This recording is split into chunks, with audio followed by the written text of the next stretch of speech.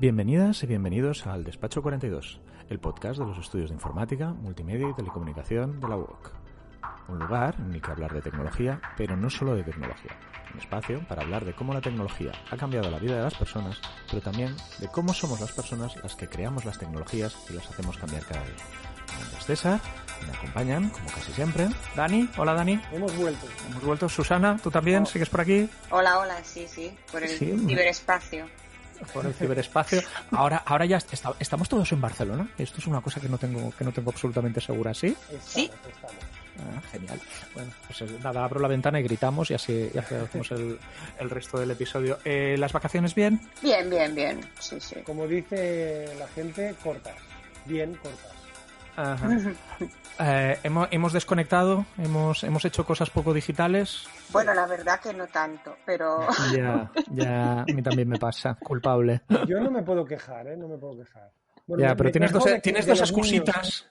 Sí, me quejo de los niños, no de la tecnología.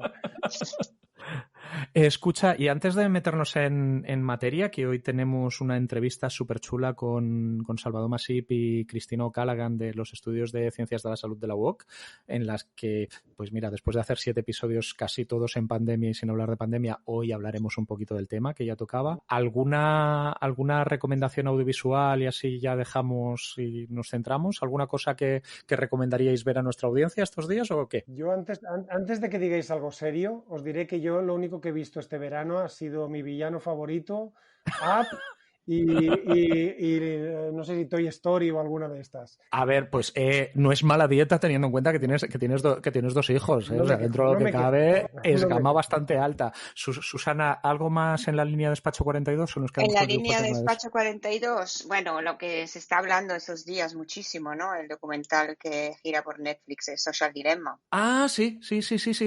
Yo también lo he visto. ¿Dani? ¿Dani, tú? Efectivamente no. Efectivamente sigues teniendo 2 hijos. Sí. ¿Y Susana, ¿qué te ha parecido?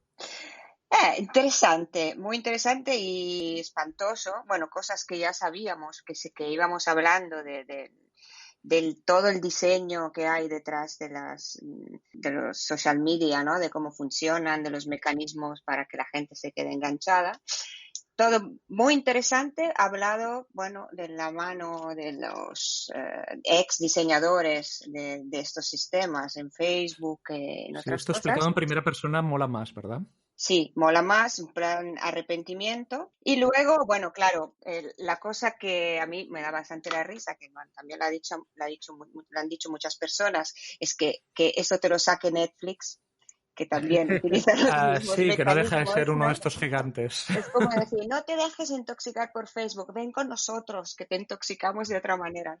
Es un poco curioso y interesante. Y luego se ven muchas cosas, provoca una buena toma de conciencia, emocionalmente también impacta. Creo que lo han hecho un poco dramón, es un poco el estilo drama, docudrama, ¿no? O sea, que no hacía falta ser lo más dramático. Sí, esto Dani, si lo miras en algún momento, que yo creo que vale la pena y que me parece un documental bastante recomendable, habría que ponerle una nota al principio del documental que dice, ojo, contiene el episodio de Black Mirror más chungo de la historia. Más chungo en cuanto a malo, no en cuanto a negativo, porque a mí esta parte en particular, si se la quitaran al documental, yo lo habría encontrado mucho, mucho mejor.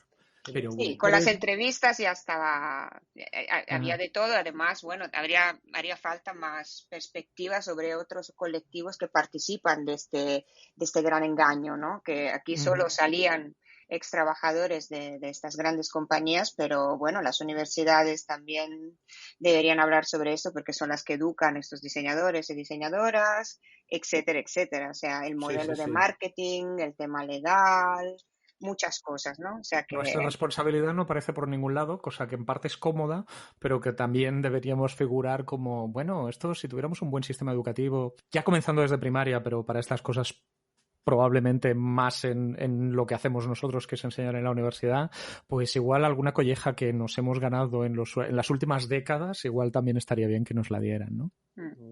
O sea que vale la pena, pero con mirada crítica, ¿no? Eso siempre.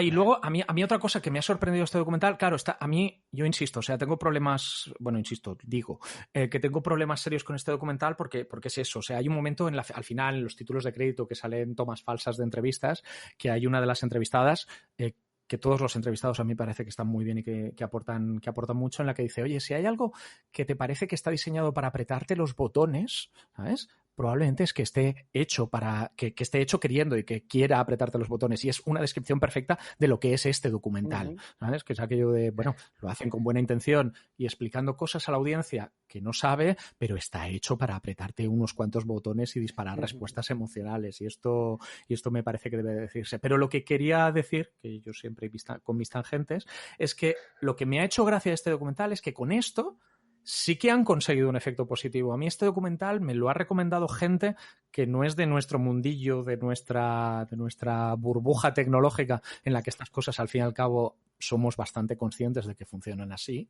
y que los Facebooks del mundo y los Googles del mundo tienen estos modelos de negocio, pero de golpe me lo ha comenzado a recomendar gente que para mi sorpresa dice, hostia, pues yo no sabía, claro, no había pensado en este modelo de negocio. Y claro, si no vives la parte entre bambalinas, pues es normal que no hayas pensado cómo se pagan las nóminas y los millones de Zuckerberg y compañía.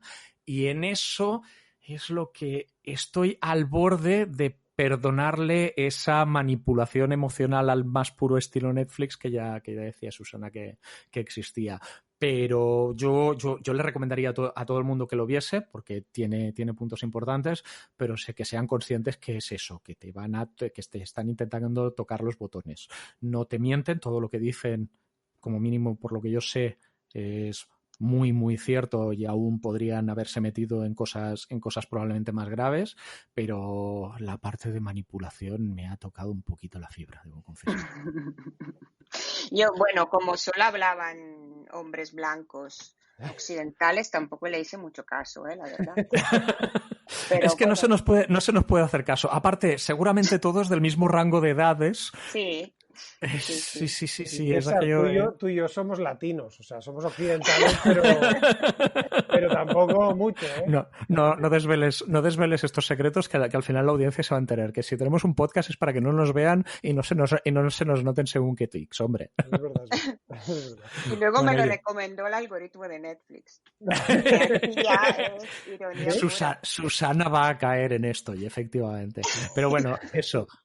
Dani, si encuentras el momento y algún día los niños se quedan dormidos, es un documental que vale la pena ver con objeciones, como todos, pero que realmente vale la pena ver. Dani, tú y extensivo a todo aquel que nos oiga y que esté preocupado por estos temas, que diría que la intersección es bastante potente. Oye, ¿dejamos de enrollarnos y pasamos a la entrevista? Sí, por supuesto. Dejamos hablar gente que sabe de lo que habla. Hay gente que sabe, efectivamente, que está esperando oír algo interesante. Pues venga, vamos a ello. Advertencia. Escuchar Despacho 42 puede tener efectos secundarios. Hasta podría hacer que aprendieses algo. ¿O no?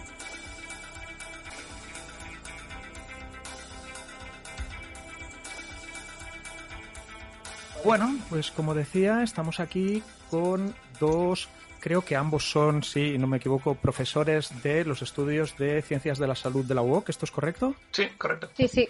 Estamos por un lado con Salvador Masip. Salvador Masip es médico, es autor de unos cuantos libros de difusión de la ciencia y también novelista. Y como decíamos, en febrero entró a trabajar con la UOC y su principal foco de investigación, si no me equivoco, gira alrededor de la investigación del cáncer y del envejecimiento, ¿cierto? Sí, esto es lo que hacemos en el laboratorio, sí. Que suena, bueno, vaya, bastante más importante que lo que hago yo en mi día a día, por ejemplo. Suena y lo es. Sí, esto no solo suena. Y luego tenemos a Cristina O'Callaghan, ¿lo digo bien? Lo dices bien, sí, perfecto. Vale, debes haber oído todas las posibilidades de pronunciación de tu apellido, ¿verdad? Y escritas ni te cuento ya. Cristina de salida es bióloga y después se ha doctorado en epidemiología. Sí, se ha doctorado hace unos cuantos años. Parece que sea reciente, como lo has dicho. Ojalá. Creo que aún así es posible que seas la más joven de los presentes. Como no nos vemos las caras. Ojo que amenazamos con poner foto en algún momento en las notas del podcast, ¿eh? Esto puede llegar a pasar. Y si no me equivoco, ¿te doctoraste entre Barcelona y Mozambique? Sí, bueno, siempre estaba básicamente basada en Barcelona, pero el trabajo de campo lo hacía en Mozambique. Así que pasé varios periodos allí durante el tiempo que hice la tesis. Ajá, ¿y Mozambique suena tan exótico como me lo suena a mí que no tengo ni idea o probablemente es sencillamente un lugar más y cada vez más occidentalizado? Bueno, la zona donde estaba yo haciendo la tesis también ha cambiado mucho con los años, pero cuando yo estaba era una zona muy, muy rural. O sea que sí que era un poquito más exótica. Sí. Interesante. Vamos quizás a entrar en materia. Una cosa que habíamos hablado, querida audiencia, con Salvador y con Cristina antes de entrar en materia era intentar relacionar un poco el mundillo del digital, del que hablamos siempre en Despacho 42, con el mundo de las ciencias de la salud. Y lo que me decíais tanto el uno como la otra, lo que nos decíais tanto el uno como la otra, es que de hecho es difícil señalar una cosa y decir eso es lo que nos ha revolucionado o lo que nos ha cambiado, porque el digital ha entrado en las ciencias de la salud pues un poco como en todos lados y ahora ya casi ni nos damos cuenta de que está siempre en todo lo que hacemos, ¿no? Sí, básicamente no sé qué haríamos sin tener el tema digital en nuestro trabajo. Yo me acuerdo cuando empecé la tesis, que era justo los primeros años de Internet, y Internet solo llegaba a las universidades y aún íbamos con disquetes arriba y abajo con la bibliografía. Y bueno, sí, la disposición, creo que tener toda la información y la comunicación tan rápida y tan al alcance de un clic, creo que es lo que ha hecho que nuestro trabajo sea mucho más rápido y mucho más fácil y que sea casi impensable como lo hacíamos antes. Cristina, ¿estaríamos de acuerdo? ¿Tú también? Totalmente. Y añadir que, bueno, con la situación que estamos viendo ahora, la ciencia hubiese quedado totalmente parada si no fuese por la tecnología, ¿no? Estamos trabajando desde casa y creo que somos uno de los sectores en los que menos que no hemos dejado de trabajar ni un día, por decirlo de alguna manera. A lo mejor los que tenéis laboratorio, Salvador, imagino que sí os habrá afectado más, pero los que trabajamos más con datos, gracias a la tecnología, pues hemos seguido trabajando como, entre muchas comillas, como si aquí no hubiese pasado nada.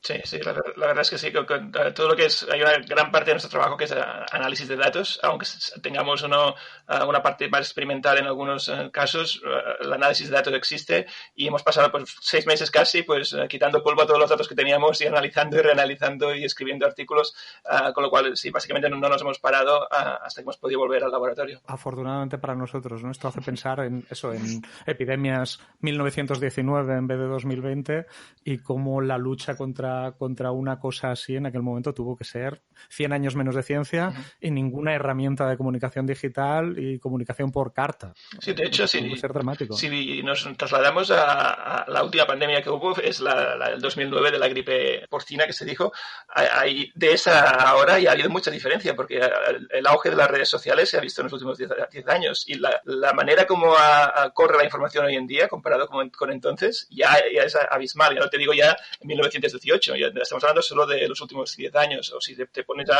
pensar a finales del siglo XX, es básicamente en los últimos 15-20 años ha habido un cambio radical en cómo nos comunicamos y cómo se mueve la información arriba y abajo. Sí, esto para los más jóvenes que nosotros, ¿no? Explicarles el mundo pre-internet y pre-correo electrónico y pre-WhatsApp, a veces cuesta transmitir esta idea. Haya una pandemia o no haya una pandemia, o estemos hablando de quedar para tomar unas cervezas con los amigos, pero esto a veces se nos olvida la gran revolución que representa. Totalmente. Pero también, no sé, para llevar un poco una voz mínimamente contraria, sin quitar nada a el valor que tiene la tecnología y todas las posibilidades que nos brinda.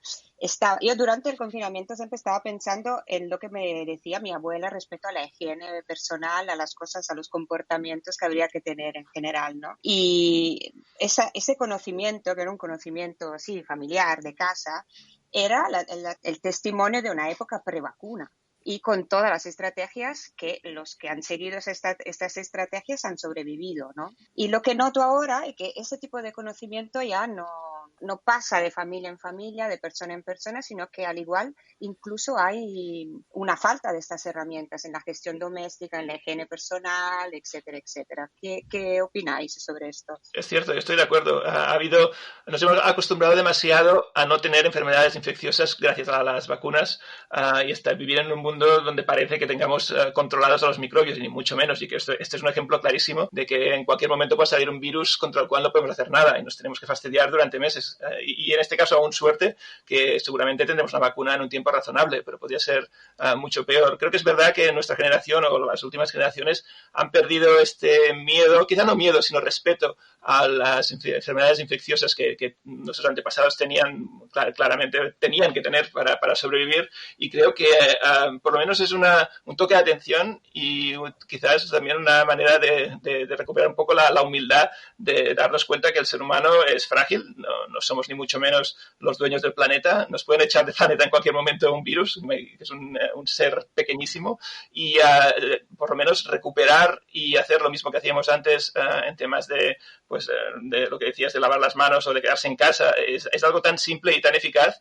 que nos está costando mucho ahora, cuando esto seguramente nuestros abuelos no tenían ningún problema, o nuestros bisabuelos en hacerlo. Sí, yo creo que para añadir a lo que dice Salvador, un ejemplo claro de esto es países que han estado afectados o que fueron más afectados por epidemias anteriores, ¿no? Como el SARS o el MERS, que ya tenían esta cultura de usar la mascarilla o quedarse en casa a la que se encontraban mal, han controlado mejor la epidemia que nosotros. Nosotros, ¿no? Al no haber tenido estos avisos previos, nos ha costado mucho aceptar estas normas de higiene, por decirlo de alguna manera, ¿no? El quedarte, bueno, creo que todos seguro que habéis pasado por la misma experiencia, ¿no? De estar en un despacho, compartiendo despacho con 6 compañeros, por ejemplo, y que uno venga y que le está cayendo el moquillo y con tos, y una semana más tarde todos enfermos. Y esto hay países en los que es impensable. O sea, si tú llegas al trabajo y estás tosiendo, te mandan para casa. Y esto mucho antes de la situación que estamos ahora con coronavirus. Creo que realmente nos habíamos relajado con el tema de las enfermedades infecciosas. Creo que hay otro ejemplo también muy importante, que es el tema de las antivacunas. Todo el movimiento de antivacunas que hay tan inmenso, una buena parte de esto es porque la gente no se acuerda o no sabe lo que es la gravedad del sarampión, de las paperas, etcétera. Son enfermedades que, sarampión. Bueno, el sarampión mataba a personas y dejaba secuelas importantes, la poliomielitis, dejaba a gente paralítica. Entonces, esto hasta hace muy poco, hasta hace una generación o 2 generaciones, era un problema muy importante. Ahora, como parece que no pasa nada, pues entonces todo el mundo dice, las vacunas no sirven para nada. Bueno, estamos aquí gracias a las vacunas, ¿no? Y esto es una paradoja que se da en siempre, que como mejor haces una cosa, menos se percibe de que esa cosa es necesaria. Y esto se está viendo, de hecho, en los países que han hecho mejor el confinamiento, por ejemplo, diciendo, bueno, ¿por qué hacíamos confinamiento tan duro si no hacía falta? Bueno, es que no hace falta porque lo hemos hecho. Este es el asunto. Este es un problema, una paradoja que a nivel comunicativo es muy interesante y muy difícil de cómo la neutralizas, ¿no? Cómo consigues explicar que estamos en esta situación porque lo que hemos hecho funciona. Sí, esto a los informáticos les pasa, yo esto en el saco de los informáticos solo pongo a Dani, por ejemplo, con el ejemplo del efecto año 2000, que ahora todo el mundo opina que no habría pasado nada, y dices, sí, efectivamente, no pasó nada porque centenares y miles de personas revisaron millones de líneas de código y hicieron decenas de miles de cambios en esas líneas de código, y como nos preparábamos, pues afortunadamente aquel fin de año fue como cualquier otro fin de año. Y a la informática, que en la mayoría de casos no es para nada tan dramático como con las ciencias de la salud, pero también, ¿no? La gente nos acordamos de las tecnologías cuando las tecnologías fallan, que es algo que nos ha pasado, igual lo explicamos algún día, incluso grabando este mismo episodio del podcast de Despacho 42, pero no hace falta que entremos en detalles. Volviendo un poco sobre esto que decías, Salvador, has dedicado parte de tus esfuerzos, y me gusta, en algún sitio te he leído decir, bueno, es parte de mi trabajo como científico divulgar la ciencia, y a mí es algo que me gustaría que todos lo asumiéramos a veces, pero que no es el caso, lamentablemente, me temo. ¿El coronavirus ha ayudado a la población en general a acercarse a la ciencia, a entender qué es ciencia, a entender por qué no se puede hacer una vacuna en 3 meses, ha forzado al público a odiar la ciencia porque no tenemos una vacuna en 3 meses, se ha quedado un poco en medio. ¿Tú cómo lo has percibido? ¿Qué te ha llegado? Bueno, creo que sin duda ha puesto la ciencia en primer plano, que esto ya es algo y es importante y es interesante.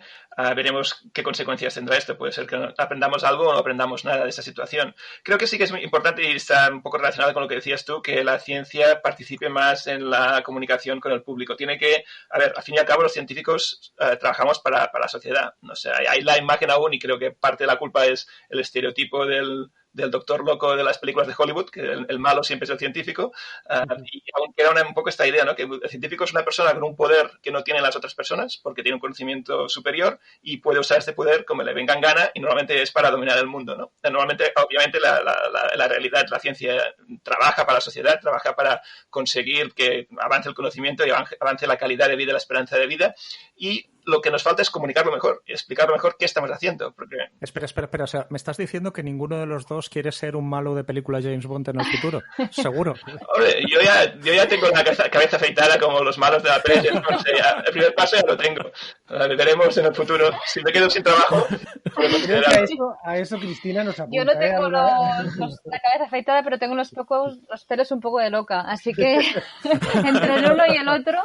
O sea, el potencial lo conserváis. Como mínimo eso, es que no sería ahora cuestión de quitarle la ilusión a nuestra audiencia, que están escuchando a dos auténticos científicos locos y no a los tecnólogos locos a los que suelen escuchar cada episodio. Bueno, sí que es cierto que los científicos un poco locos sí que están en general, ¿no? Pero normalmente dentro de unos límites tolerables. En general, en las ciencias de la salud, la percepción sería que es un trabajo muy vocacional y muy de ayudar a la sociedad, ¿no? En teoría sí, ¿no?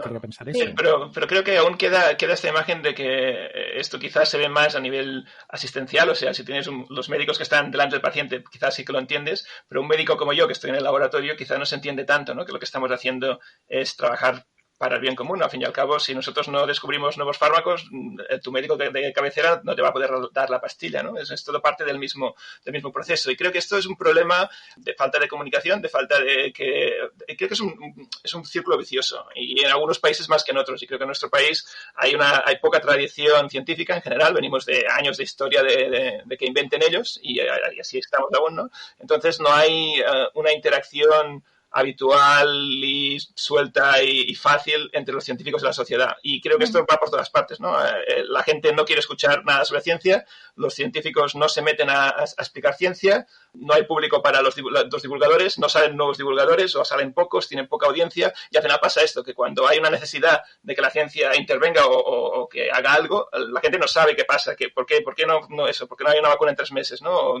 Creo que falta un poco esta comunicación, y esto ya cierro el círculo con lo que decías al principio, que creo que todos los científicos tenemos la obligación de hacerlo, esto de salir un poco a nuestra manera, cada uno como pueda, a explicar qué está haciendo, ¿no? Ni que sea pues en un podcast hablando de ciencia. Creo que ya es una manera de comunicarse, escribiendo, yendo a colegios a explicar ciencia, lo que sea, para que se pierda un poco esta barrera que hay entre sociedad y ciencia, que creo que es muy negativa. Y Cristina, igual en tu caso es aún más grave, ¿no? Porque al fin y al cabo es más grave, más notable. Me refiero al sentido de que Salvador es médico y que todos vemos médicos con más frecuencia de la que nos gustaría porque nos ponemos malos, pero una epidemióloga es una palabra que probablemente a diciembre del año pasado... La gente no sabía lo que era un epidemiólogo. O sea, yo de hecho aún sigo teniendo pues muchas dudas cuando alguien me dice que es epidemiólogo. Yo me imagino cosas que... Como vimos cuando preparábamos la entrevista, ¿no? Era que no, mi percepción de lo que es un epidemiólogo no tiene por qué tener relación con lo que vosotros hacéis en realidad. Totalmente. Yo creo que, bueno, también ligándolo con tu pregunta inicial, ¿no? Tu comentario inicial, yo creo que la situación actual ha puesto la ciencia en la vida de todos, por lo menos un poco más de interés. También ha polarizado más la visión que se tiene de la ciencia. Desgraciadamente también hay gente que critica mucho más, bueno, este escepticismo general, ¿no? De todo lo que le dice la ciencia tiene que ser lo contrario, lo que hablábamos, ¿no? Vacunas, fármacos, antimascarillas, todo lo anti que te puedas, todo lo que diga la ciencia se cuestiona. Un circo bastante importante. Sí. En el caso de la epidemiología, sí que es verdad que antes de la epidemia yo creo que nadie sabía bueno, nadie, no, evidentemente había gente que sí, pero que, bueno, me había pasado varias veces, ¿no? Decir que era epidemióloga y preguntaban, ¿dermatóloga? No, ejemplo real, ¿eh? No es inventado y más de una vez. O sea, era desconocido y yo creo que esto nos ha servido para poner de relieve el trabajo que hacemos, porque al final todas las políticas de salud pública que marcan pues estrategias de prevención básicamente se apoyan en la investigación que hacemos los epidemiólogos. ¿Y cómo se lo explicas tú a la persona que salta a la dermatología? ¿Cómo la devuelves de la dermatología a la epidemiología? Porque parece un reto importante. Bueno, yo a veces lo que explico es que los epidemiólogos somos como los médicos de cabecera de las poblaciones, ¿no? Tú tienes un médico de cabecera que lo que hace es tratar a un paciente y ver qué es lo que le está pasando y cuáles son las causas de aquella patología que presenta, y entonces derivarle a un especialista o hacerle recomendaciones de cómo prevenir esa enfermedad. Los epidemiólogos hacemos lo mismo, pero a nivel de población. Primero hacemos un diagnóstico de qué es lo que está pasando en la población, ¿no? A través de recoger datos y ver cuál es la situación actual y mirar qué es lo que ha podido llevar a esa situación. Ya sean, bueno, pues en este caso, ¿no? Empezamos a ver personas con una neumonía y vemos que esto viene causado por un virus. Y luego hacer la evolución de estas patologías. Y sobre todo pensar en estrategias de prevención, lo que decía. Y trabajar con muchos especialistas. Yo creo que los epidemiólogos somos las profesiones que más trabajamos con expertos en otras áreas. Y a veces un poco creo que el complejo del epidemiólogo es decir, bueno, sí, sé de todo, ¿no? Tengo la visión general, pero necesito al especialista que sepa de virus, que sepa de contaminantes, que sepa de la patología concreta con la que trabajo. O sea, creo que tenemos la visión general de la enfermedad, de las patologías de la población. Y en ese aspecto, volviendo todavía más al principio, imagino que un mundo tan conectado como el nuestro actualmente, afortunadamente os facilita mucho el trabajo de poneros en contacto con perfiles profesionales y científicos absolutamente diversos y que vaya usted a saber dónde está ese investigador que sabe lo que necesitas en aquel momento, ¿no? Exacto. Y como os comentaba, durante el confinamiento y todavía en este semiconfinamiento en el que estamos, sí que lo que decía anteriormente, ¿no? Hemos podido seguir trabajando, pero no de manera aislada en nuestra casa. O sea, los proyectos que tenemos, bueno, tengo proyectos en distintas partes muy, muy distantes del mundo, ¿no? En India, en Mozambique, en Perú, y todos han seguido con nuestras dificultades, pero esto gracias a las comunicaciones pues hemos seguido avanzando y es lo que hace que la ciencia no haya parado a pesar de la situación en la que estamos. Por cierto, aquí el desastre, que se ha olvidado de una cosa al presentarte. Epidemióloga, me parece recordar que especializada, de hecho, en tu trabajo habitual en las enfermedades hepáticas, ¿era eso? No. ¡Oh, vaya por Dios! Aún peor. No, yo empecé, he ido cambiando de patologías, pero hepática no. Oh, vaya. Empecé trabajando precisamente con virus respiratorios. O sea, mi tesis fue la descripción de epidemiología de virus respiratorios en Mozambique. Y luego he estado trabajando más con contaminación ambiental, viendo diferentes contaminantes ambientales y cómo estos afectan a nuestra salud, trabajando en distintas patologías. Ahora estoy trabajando bastante con temas renales. Vale, de acuerdo. Mis disculpas ahora elevadas al cuadrado porque he multiplicado mis errores. Pongo el hígado como próximo órgano a trabajar, no te preocupes. Bueno, el riñón todo se parece, es igual. O sea, con mis conocimientos yo no distinguiría un hígado de un riñón, estoy convencidísimo. Yo probablemente si lo viera tampoco, ¿eh? Bueno, de uno hay dos y el otro solo hay uno, esto es fácil, empezar por número. Sí, esto sí. Vale, sí, es una pista importante. Pregunta obligatoria, la que os han hecho a diario, supongo que desde marzo. Tenéis más bien opiniones sobre cómo estamos gestionando desde puntos de vista políticos y de administraciones, el cómo se está trabajando el tema de la pandemia y de ponerle solución? Sí, opiniones muchas, sí. Pues se resume en una palabra: fatal, básicamente. Fatal. Sí, se está haciendo muy mal.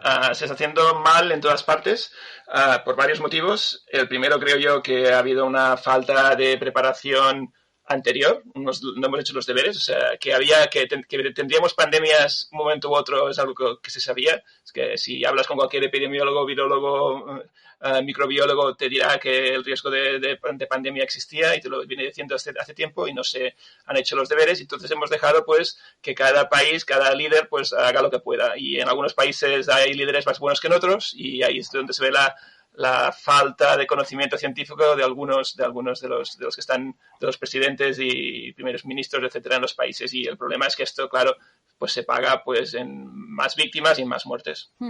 Para complementar lo que dice Salvador, o sea, que habría una pandemia era algo que la gente que trabaja con enfermedades emergentes venía desde hacía muchísimos años avisando, ¿no? De hecho, en los últimos años hemos tenido nuevos virus que han causado epidemias de magnitudes muy inferiores a la que vemos, pero bueno, tuvimos el SARS, el MERS, la gripe del 2009 que antes comentaba Salvador, no hemos tenido distintos avisos. Y la aparición de nuevos virus es algo que pasa de manera habitual. Desde los años 70 se han descrito más de 300 virus nuevos. O sea, es algo que es normal. Que tengan el potencial de causar una enfermedad, una epidemia como la actual, tampoco es tan raro. Y es lo que la gente que trabaja con enfermedades emergentes nos venía avisando. Y no ha habido preparación. Incluso cuando ya... O sea, esto sería si fuésemos más a unos bastantes meses más atrás, unos años atrás incluso. Pero ya cuando se empezó, por ejemplo, cuando en Italia estaban con una situación grave, aquí no se estaba haciendo prácticamente nada. O cuando en Wuhan ya se hablaba de un nuevo coronavirus, con el potencial que sabemos que los coronavirus pueden tener para causar una situación como la que tenemos, todavía nos estábamos planteando si hacíamos el mobile, ¿no?, en Barcelona, que sí, que no ha habido preparación. Sí, esto es la primera parte del fatal, es esta. Y la segunda parte del fatal es la que estamos viviendo ahora, que es que ahora ya no hay excusa. O sea, llevamos 6 meses de pandemia y seguimos haciendo los mismos errores que el primer día. Y esto ahora ya es más difícil de explicar. Antes aún podías justificar pues esto, que los políticos no prestaban atención a los científicos, pero es que ahora no hace falta ser un gran científico o un gran experto para ver que lo que funciona es lo que funciona, y lo que se ha visto que ha funcionado en algunos países. Y ahora que estamos en plena segunda ola de la pandemia, tendríamos que aplicar lo que hemos aprendido en la primera, y seguimos sin hacerlo. Y estamos hablando de minimizar contactos entre personas, de mascarillas, de higiene. Básicamente eso sería lo más básico, que es un poco lo que decíamos de las normas que se sabían hace ya el siglo pasado.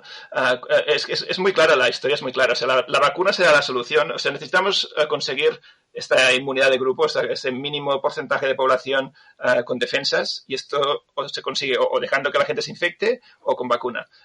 En este caso no podemos dejar que la gente se infecte porque es tan contagioso este virus que se colapsan los sistemas médicos y se muere un montón de gente. Por tanto, hemos optado por intentar protegernos al máximo, que es lo correcto, y esperar la vacuna. Pero protegernos significa, pues, protegernos.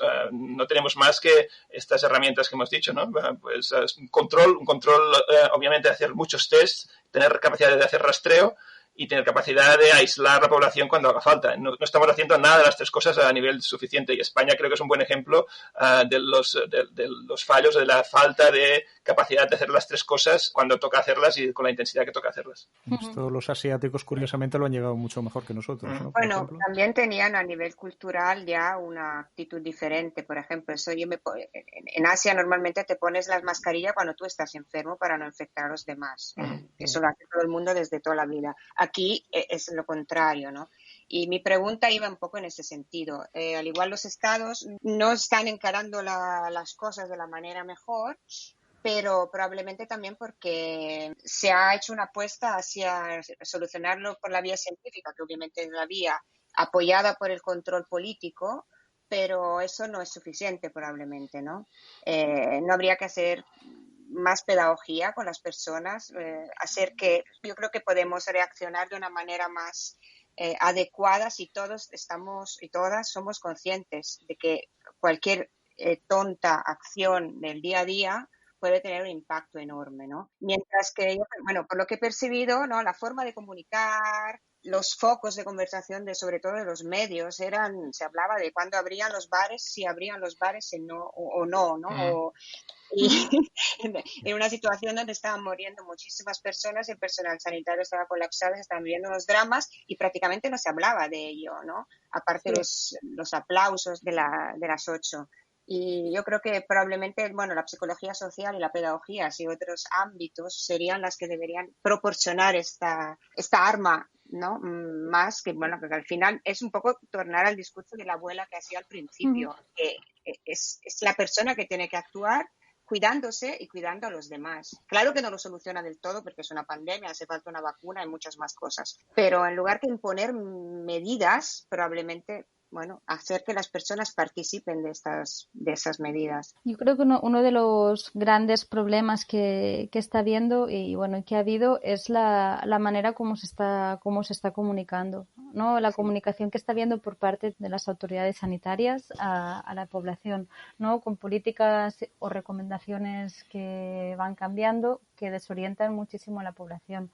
Lo que decías, ¿no? No puede ser que nos bombardeen en cada medio de comunicación con que estamos en un riesgo de rebrote alto y que aumenten el aforo de los bares en según qué lugares. El tema de las mascarillas, ¿no? Otro ejemplo. Pasaron de decir que no eran necesarias, sino que no hacían nada, no sé si fueron 2 o 3 semanas más tarde, a que fueran obligatorias. Claro, esto genera una desconfianza por parte de la población que luego es muy difícil de revertir. Y probablemente también, o sea, habría que tener eso en cuenta, ¿no? Que tenemos científicos, afortunadamente, como vosotros, tenemos la acción política, pero que igual contar con la ayuda de antropólogos, sociólogos, psicólogos, etcétera, para entender cómo, y comunicadores, para entender cómo poner lo que pueden poner estas personas de su parte. De hecho, pues igual también les tendríamos que tener muy en cuenta cuando surge un problema tan grave como este, en el que deberíamos implicar a todo el mundo que pueda ayudar. Sin duda, creo que hay todo un factor de comunicación que no se ha tratado, porque como lo habéis dicho, ha salido el tema que uno de los factores, una de las armas más indispensables que tenemos ahora para hacer frente a una pandemia es la colaboración del público, ¿no? Que la gente esté consciente de que tiene que hacer algo. Y esto se consigue no obligando, y hemos visto que obligar no funciona, sino explicando. Y hay un problema de comunicación o incluso de marketing. Necesitarían un experto en marketing y en comunicados de prensa para todos los gobiernos para poder llegar a la gente de la mejor manera, ¿no? Y explicar las decisiones, explicar cómo funciona la ciencia, porque en parte, por ejemplo, ha habido errores de comunicación muy importantes en muchos momentos.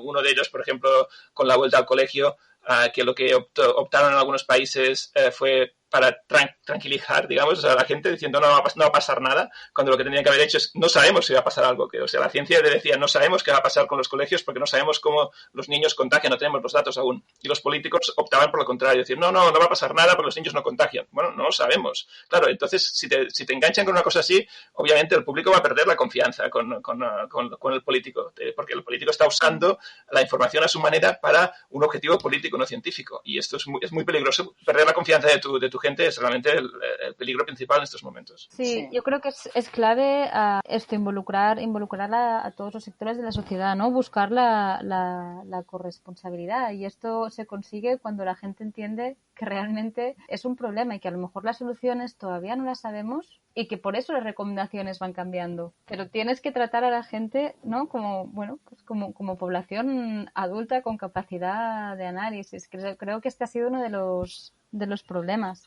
Sí, a mí me gusta decir, bueno, me gusta pensar, que no sé hasta qué punto tendré razón, que los humanos en general estamos bastante mal equipados para lidiar con la incertidumbre, que es algo que se os da muy bien a los científicos que vivís con ello en vuestro día a día, pero que a veces los políticos y la gente que toma determinadas decisiones, no demasiadas, a veces lo que quiere es decir que no existe esa incertidumbre, aunque sea a cambio de, bueno, pues lo que es verdad la semana pasada no tiene nada que ver con lo que es verdad esta, y aquí todos mareados, y ahora pues vamos a hacer otro giro de 180 grados a ver qué pasa con esto. Creo que esto es importante en el tema de que hablábamos antes de reconocer hasta dónde llega tu conocimiento, lo que sabes y lo que no sabes. Los políticos parece que tengan que saberlo todo, en todo momento, y no es cierto. Entonces es cuando tienes que cambiar de opinión y ahí parece que no sabías, ¿no? Y la ciencia saca conclusiones a partir de los datos que tienes en este momento. O sea, en este momento esta decisión es correcta. Y si sale un dato nuevo, pues tienes que decir, pues tengo que cambiar la decisión porque tengo datos que antes no tenía. Esto hay que explicarlo. Y la gente tiene que entender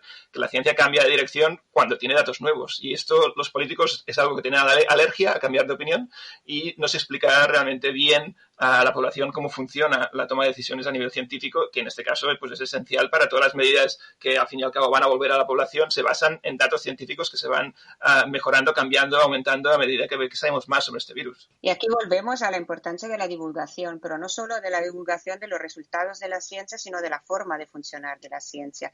Y yo iría más allá como maestra, o sea, hacer ciencia desde primaria es algo que te permite entender la ciencia y primero no tragarte esa idea de que lo que dice la ciencia es cierto y tal.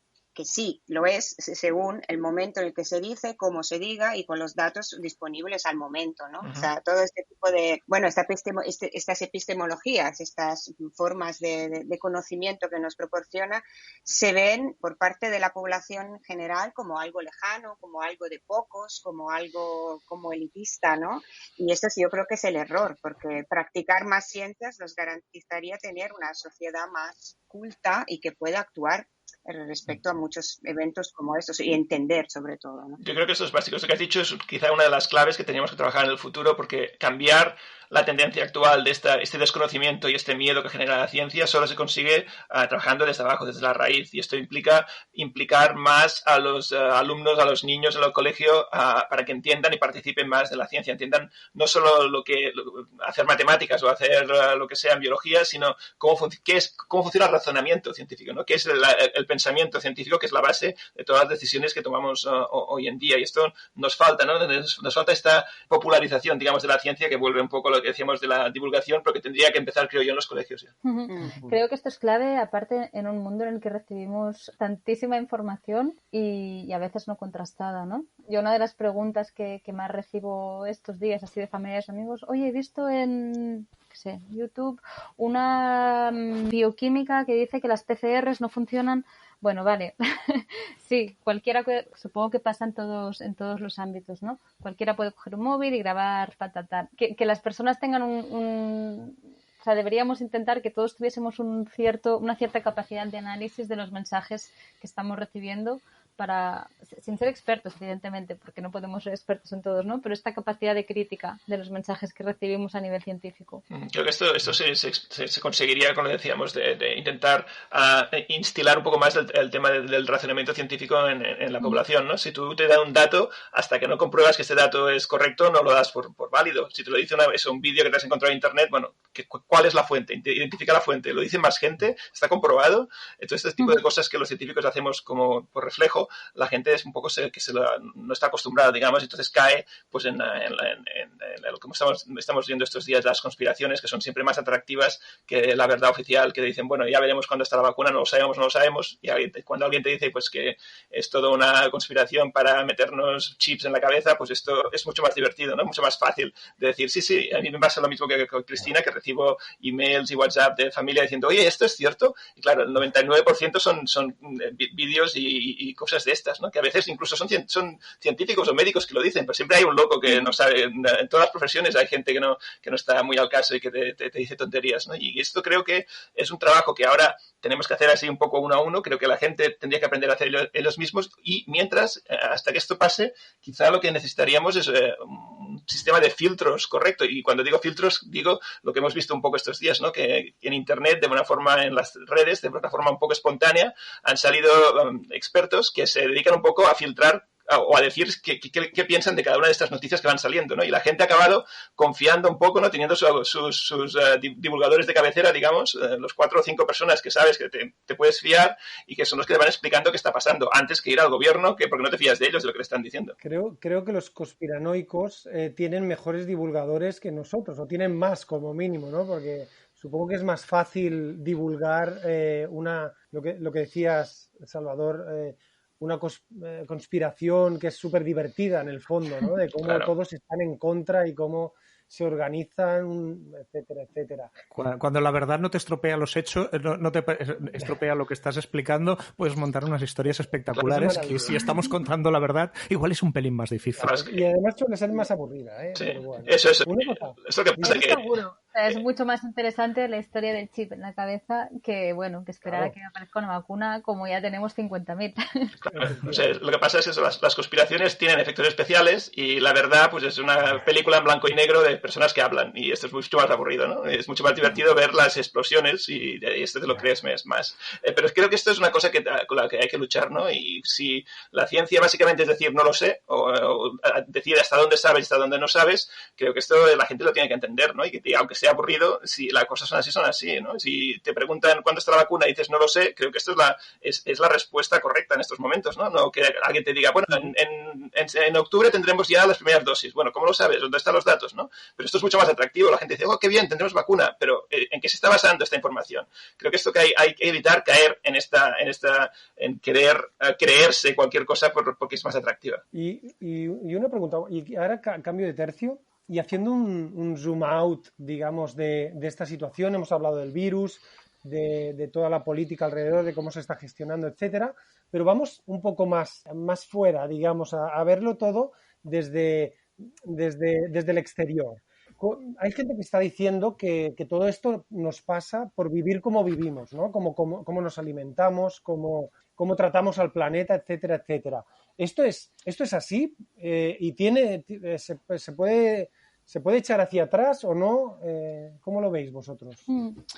Bueno, se ha hablado mucho y estamos una línea en la que estamos trabajando, ¿no? Viendo cómo toda la degradación ambiental tiene un efecto sobre la aparición de nuevos virus, ¿no? Esto lo comentábamos antes, la gente que trabaja en estudio de enfermedades emergentes hace años que avisa que la pérdida de diversidad es un factor que incrementa el riesgo a que aparezcan nuevos virus y a que estos virus pasen a los humanos. Un ecosistema que es biodiverso tiene mecanismos de regulación que hace que aparezcan menos virus, ¿no?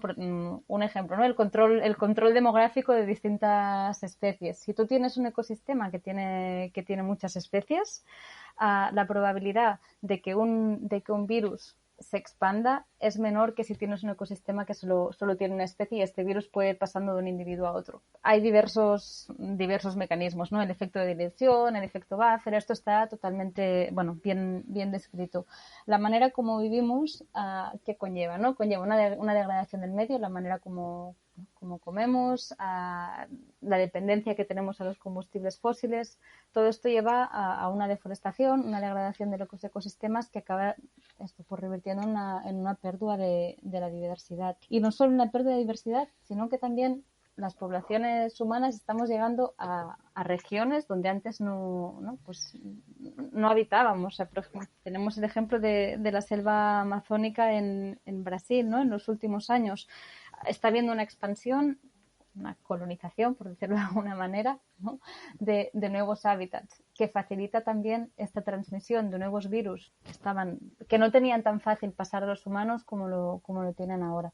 O sea, que no se trata solo, por si fuera poco, de controlar el cambio climático, no se trata solo de contaminar menos, llenar la atmósfera menos de menos CO2, sino que también se trata de enfermar menos y de ser más resistentes a esas enfermedades nuevas que, como decías antes, van apareciendo. Al final está todo relacionado y es lo que tratamos también desde el ámbito de la salud planetaria, ¿no? Vemos que la manera como vivimos no solo está lo que acabas de decir, no solo tiene un efecto sobre el cambio climático, ¿no? Que sería el efecto del que más se habla y todos tenemos más presentes, sino que esta degradación ambiental, que es el resultado de la manera como hemos vivido durante décadas, durante siglos, tiene efectos que no preveíamos, por decirlos de alguna manera, ¿no? Como la aparición de virus con una frecuencia mucho mayor de la que ya esperaríamos de manera natural. Has dicho salud planetaria, que me ha sonado, o sea, como muy interesante, pero no sé qué quiere decir. Vale. Sí, a ver, es un nombre muy muy exótico también. A ver, la salud planetaria básicamente es, volviendo un paso atrás, ¿no? ¿Qué es lo que hemos visto en las últimas décadas, en los últimos siglos, ¿no? Que la salud de la humanidad ha ido aumentando. La esperanza de vida ha mejorado, la pobreza extrema ha disminuido, la mortalidad infantil también se ha reducido. Esto por un lado. Te estás poniendo peligrosamente optimista, ¿eh? Esto no nos gusta en Despacho 42. Ahora viene lo malo. Vale. Pero por otro lado, a nivel ambiental, ¿qué tenemos? ¿No? Niveles de contaminación mucho más altos, deforestación mucho más alta, acidificación de los océanos, pérdida de biodiversidad. ¿Y esto cómo casan estas dos cosas? No decimos, bueno, es tan importante la gente que nos dedicamos a la epidemiología ambiental, bueno, es tan importante nuestro entorno para mejorar nuestra salud, pero si nos remitimos a los datos, vemos que hasta ahora la salud ha ido mejorando a pesar de ir gastando recursos y ir destrozando nuestro entorno de alguna manera. Y bueno, aquí es donde entra la salud planetaria y dice, bueno, esto ha sido posible hasta ahora porque hemos vivido de rentas, ¿no? Uh-huh. Y es ahora cuando empezamos a ver los efectos de lo que hemos hecho hasta ahora, ¿no? Empezamos los efectos del cambio climático se sienten ya, y las previsiones es que, ¿no?, tengan más efectos, o sea, efectos meteorológicos extremos, subida de temperatura, etcétera, etcétera. Y bueno, y casos como el que encontramos, ¿no?, con la aparición de nuevos virus. Y la salud planetaria, volviendo a la definición que me pedías, lo que pretende es llegar a un máximo nivel de salud, ¿no? Lo que ya estábamos haciendo desde la salud pública, seguir mejorando la salud de las personas, pero respetando los límites de los sistemas naturales. Hasta ahora esta parte ha quedado totalmente fuera del concepto de salud. Lo importante era mejorar la salud de la población, y si esto era a expensas de gastar recursos, aquí no pasaba nada. Ahora hemos llegado a un punto en que vemos, estos dos conceptos no pueden ir separados, y la salud humana y la salud del planeta deben ir juntas, ya que si esto no es así, a la larga, y no tan a la larga como estamos viendo, tiene un efecto negativo sobre nuestra salud. O sea, hemos llegado a un punto en que ya no nos podemos permitir vivir de rentas, por decirlo de alguna manera. Vale, si mi pregunta anterior era el atraco, ahora todavía más. A mí esto me ha llamado mucho la atención y me parece un concepto extremadamente interesante. Si yo o cualquier persona de la audiencia quiere leer más sobre el tema, algún sitio al que nos podamos ir, que podamos poner en las notas del podcast, no hace falta que te sepas una URL de un sitio, ¿eh? Hasta esto no llegamos. ¿Alguna lectura que podamos recomendar y que podamos incluir en las notas? ¿Te podemos hacer este atraco también? Totalmente. De hecho hay el artículo de referencia, que es como la primera vez que se empieza a hablar de salud planetaria, es el año 2015, o sea, es una disciplina muy nueva. Recién nacida. Pero que va a ir a más, ¿eh? Eso seguro, viendo cómo se están poniendo las cosas. Hay un artículo en Lancet del año 2015, que si ponéis esto, Lancet 2015, Salud Planetary Health. Lo convertimos en una URL nosotros para quien nos oiga, no te preocupes. Sí, luego sí que os paso la referencia. Y más, quizá no tan en ámbito científico, temas de divulgación. Está la Planetary Health Alliance, que es un grupo de distintos académicos, sociedad civil, ONGs, que trabajan para promover toda esta temática. Y también tienen una web súper interesante donde lo que comentábamos, la importancia de la divulgación. Ellos son muy buenos en este tema. O sea que esto, Planetary Health Alliance, y la web está muy bien. Podéis ver un poco más sobre este nuevo concepto.